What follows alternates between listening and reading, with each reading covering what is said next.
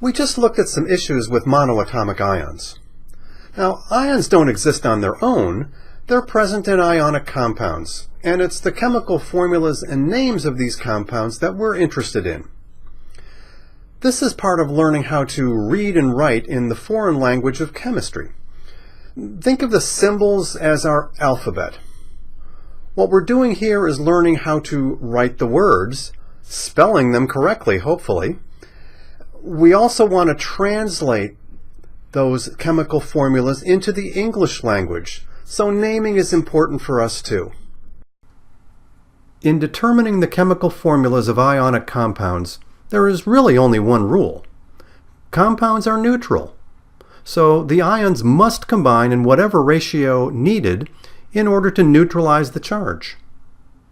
The name of the compound is simply the cation name followed by the anion name. Let's look at some examples. We are being asked to write the chemical formula and name of a compound made from certain elements. The first example is the compound made from calcium and nitrogen. We need to determine the charges of the ions that can be formed from these two elements.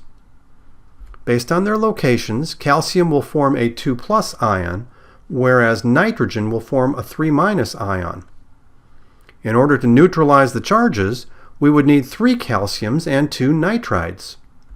The chemical formula is Ca3N2. Notice that 3 calcium ions would give a total of 6 positive charges, whereas 2 nitride ions would give a total of 6 negative charges. In naming this compound, we simply use the names of the ions, calcium nitride. The next example is copper and chlorine. Based on location, the chloride ion is a 1- charge. Copper is variable, so there is more than one charge. You are not expected to know what those charges would be, so we need to tell you that copper can make a 1+ and a 2+ ion. For copper 1+, a 1-to-1 ratio will neutralize the charge, so the formula is CuCl. The name, formed from the names of the ions, is copper 1 chloride.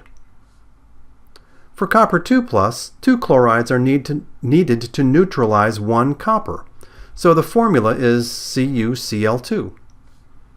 The name is copper 2 chloride. Notice the Roman numerals indicate the charge on the copper ions. Our last example is with iron and sulfur.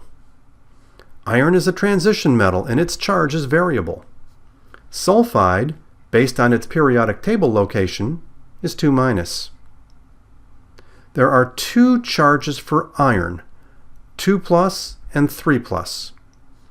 For the 2+, a 1-to-1 ratio will neutralize the charge, so the chemical formula is FeS.